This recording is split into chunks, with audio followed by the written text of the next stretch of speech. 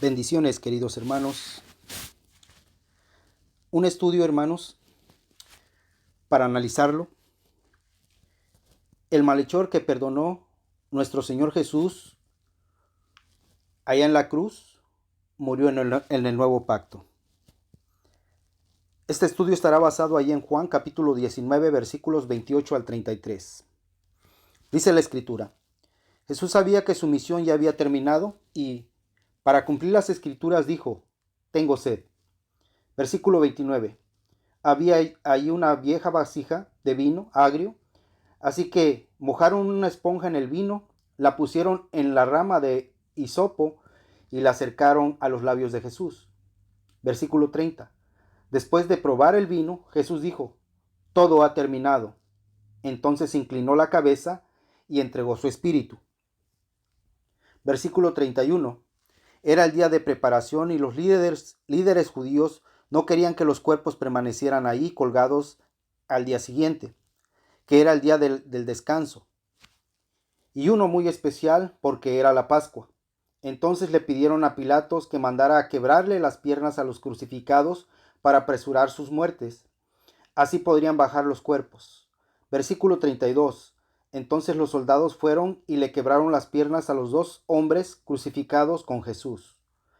Cuando llegaron a Jesús, vieron que ya estaba muerto, así que no le quebraron las piernas. El día de la preparación se ha convertido en un término para referirse al día de la preparación del Sabbat, es decir, el viernes.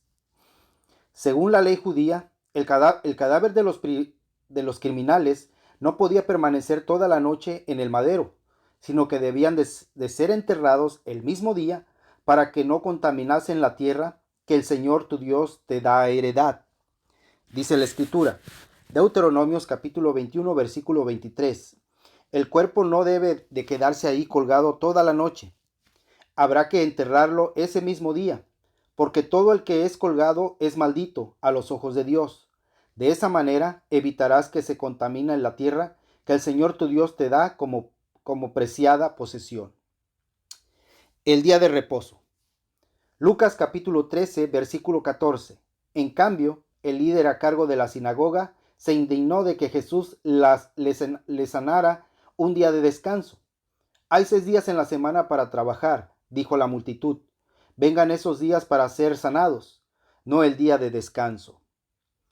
En el día de reposo no se podía hacer nada, y los judíos ponían mucha atención en estos ritos funerales y se aplicaban incluso a los malhechores que habían sido ejecutados antes del anochecer, fuera el día que fuera. Así que tenían que descolgar el cadáver de la cruz. Pero aún más importante si se acercaba el día de reposo, el gran Sabbat, especial o solemne, ya fuera el 15 del Nisan, ya que ese era el primer día de las festividades de la Pascua, o el 16 de Nisan, ya que ese día, según la tradición farisaica, se ofrecía lo recogido en las cosechas, es decir, que coincidían con las festividades importantes, un día especialmente importante. Nisan. Nehemías capítulo 2, versículo 1. A comienzos de la siguiente primavera, en el mes de Nisan, durante el año 20 del reinado de Artajerjes, le servían el vino al rey y como nunca antes había estado triste en su presencia. El primer mes del año israelita, en él comenzaba la siega y celebraban la Pascua. Deuteronomios capítulo 16, versículo 1. Celebraban la Pascua en honor al Señor tu Dios cada año, a comienzos de la primavera, en el mes de Abib, porque ese fue el mes en que el Señor tu Dios te sacó de la tierra de Egipto, durante la noche. Las piernas quebradas de los malhechores en la cruz. Lucas capítulo 23, versículos 39 al 43. Uno de los criminales colgados junto a él se burló. Así que eres el Mesías. Demuéstralo. Sálvate a ti mismo y a nosotros también. Versículo 40. Pero el otro criminal protestó. ¿Ni siquiera temes a Dios ahora que estás condenado a muerte? Versículo 41. Nosotros merecemos morir por nuestros crímenes, pero este hombre nada ha hecho, nada malo. Versículo 42. Luego dijo a Jesús: Acuérdate de mí cuando vengas en tu reino. Versículo 43. Jesús respondió: Te aseguro que hoy estarás conmigo en el paraíso. Juan, hablando de esto mismo, capítulo 19, versículos 32 y 33. Entonces los soldados fueron y les quebraron las piernas a los dos hombres crucificados con Jesús. Atención, le quebraron las piernas a los dos hombres. Versículo 33. Cuando llegaron a Jesús, vieron que ya estaba muerto, así que no le quebraron las piernas. Podemos ver que nuestro Señor Jesús ya estaba muerto, por lo que dice Juan capítulo 19, versículo 30. Después de probar el vino, Jesús dijo: todo ha terminado o está consumado. Entonces inclinó la cabeza y entregó su espíritu. Consumado es. En el texto griego es una sola palabra, teletestai. La palabra era común usada por los mercaderes para decir el precio se ha pagado por completo. Los pastores y los sacerdotes lo usaban cuando hallaban a la oveja perfecta, lista para el sacrificio, y Cristo murió como el Cordero perfecto de Dios. Los sirvientes, cuando habían terminado su trabajo, usaban esta palabra para informárselo a sus amos. Cristo, el siervo obediente, había terminado la obra que el Padre le dio. Cristo voluntariamente, deliberadamente, dio su vida, la puso por sus amigos. Lo que significa que el malhechor que nuestro Señor Jesús perdonó en la cruz murió bajo el nuevo pacto, no murió en el Antiguo Testamento. Es decir, nuestro Señor Jesucristo le perdonó, pero este malhechor murió en el nuevo pacto. Esto es muy importante saberlo. Los judíos insistían en que debían de quebrarle las piernas de los ejecutados. La costumbre romana era dejar el cadáver en la cruz para que sirviera de aviso a los demás criminales. Por tanto, hacía falta un permiso especial para poder descolgar los cuerpos sin vida. Las víctimas de esta forma de ejecución tan cruel podían descargar algo del peso de los brazos y el tronco sobre las extremidades inferiores y los pies. Eso les ayudaba a respirar y a postergar la llegada de la muerte. Pero cuando les rompían las piernas ya no había nada que pudieran hacer. Entonces se asfixiaban y la muerte les llegaba enseguida. Así que a los judíos les interesaba que se les quebraran las piernas, pues así morían más rápido y podrían retirar los cadáveres antes. Los verdugos de nuestro Señor y Salvador Jesús no creyeron necesario romperle las piernas, como la costumbre exigía. Si esta información sobre las costumbres es exacta, el horror de la crucifixión normalmente se añadía el de las piernas rotas.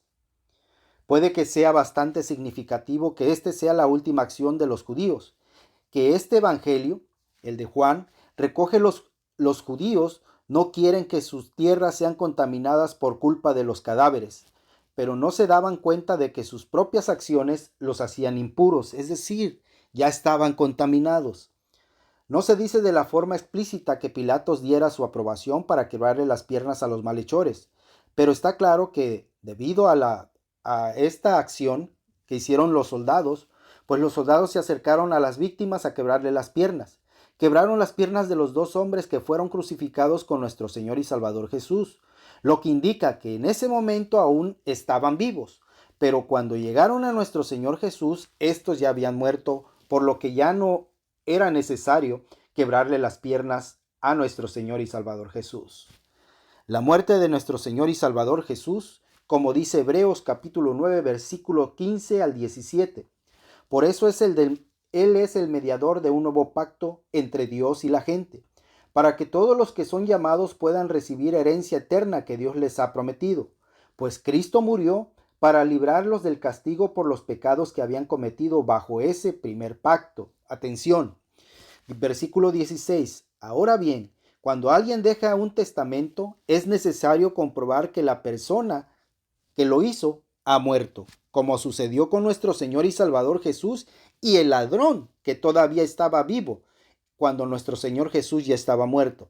Es decir, nuevamente aquí vemos que el ladrón, queridos hermanos, murió en el nuevo pacto.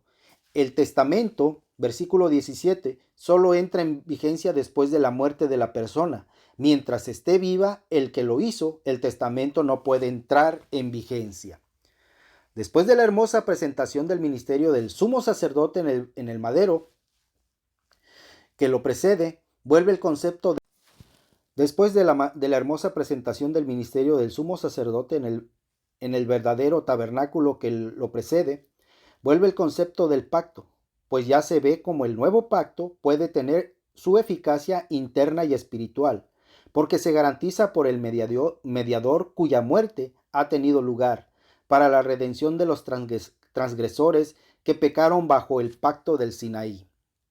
Pero al hablar de la garantía del nuevo pacto por medio de Cristo, recoge el autor también la idea de la herencia, que Dios tantas veces había prometido, haciendo ver que tal promesa puede cumplirse ya a favor de los ya llamados de Dios.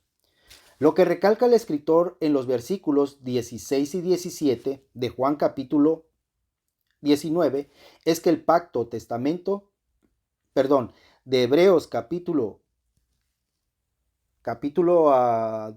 el que estoy leyendo, capítulo 9, vemos lo siguiente. Dice la escritura, queridos hermanos, tal figura rompe el hielo de la exposición del pacto. Por esto nosotros somos coherederos con Cristo y heredamos no aquello que Él nos dejó, sino lo que ganó por su muerte y su resurrección, en lo que participamos gracias a nuestra unión vital con Él. El pacto en los acuerdos solemnes en Israel siempre mediaba la muerte de la víctima. Génesis capítulo 15, versículo 8 al 18. Pero Abraham respondió: oh Señor soberano, ¿cómo puedo estar seguro de que realmente voy a poseerla? El Señor le dijo: tráeme una novilla de 3 años, una cabra de 3 años, un carnero de 3 años y una tórtola y un pichón de paloma. Versículo 10. Entonces Abraham le presentó todos esos animales y los mató. Luego partió a cada animal por la mitad y puso la mitad en un lado de la otra. Sin embargo, no partió a las aves por la mitad. Versículo 11. Algunos buitres se lanzaron en picada para comerse a los animales muertos, pero Abraham los espantó. Versículo 12. Al ponerse el sol, Abraham se durmió y profundamente y descendió sobre él una oscuridad aterradora. Versículo 13. Después el Señor dijo a Abraham: ten por seguro que tus descendientes serán extranjeros en una tierra ajena, donde los oprimirán como esclavos durante 400 años. Versículo 14. Pero yo castigaré a la nación que los esclavice, y al final saldrán con muchas riquezas. Versículo 15. En cuanto a ti, morirás en paz y serás enterrado en buen vejez. Versículo 16. Cuando haya pasado 4 generaciones, tus descendencia regresarán aquí, a esta tierra, porque los pecados de los amorreos no ameritan aún su destrucción. Versículo 17. Después de que el sol se puso y cayó la oscuridad, Abraham vio un horno humeante y una antorcha ardiente que paseaba entre las mitades de los animales muertos. Versículo 18. Entonces el Señor hizo un pacto con Abraham. Atención, ¿cómo hizo el pacto, queridos hermanos? Dios con Abraham. Abraham que el día y dijo: yo te he entregado esta tierra a tus descendientes, desde la frontera de Egipto hasta el gran río Éufrates. Jeremías capítulo 34, versículo 18 y 19. Puesto que rompieron las condiciones de nuestro pacto, los partiré en dos, tal como ustedes partieron el becerro cuando caminaron entre las mitades para solemnizar sus votos. Así yo los partiré, sean autoridades de Judá o de Jerusalén, funcionarios de corte, sacerdotes o gente común, porque rompieron su juramento. Cuando se habían dado la muerte de los animales y las partes contrayentes había pasado por en medio de los pedazos, podía entrar en vigor las provisiones del acuerdo o pacto. Aquí vemos que el pacto que Dios hizo con Abraham los hizo por medio de animales. Estos animales debían de estar muertos para que ese pacto entrara en vigencia. Lo mismo que hizo nuestro Señor y Salvador Jesús. Cuando dijo consumado es, Él entregó su espíritu, dice, y entró en vigor el nuevo pacto. Concluyo. En tal caso, la palabra traducida por testador ha de entenderse como de la víctima sacrificada que da validez al pacto. Y cuando leemos las Escrituras, porque donde se hace un pacto es necesario que se presente la muerte de la víctima designada, porque un pacto es confirmado sobre víctimas muertas, pues puesto que no tiene fuerza mientras viva la víctima designada. Así que con esto las escrituras nos prueban que el malhechor que perdonó nuestro Señor y Salvador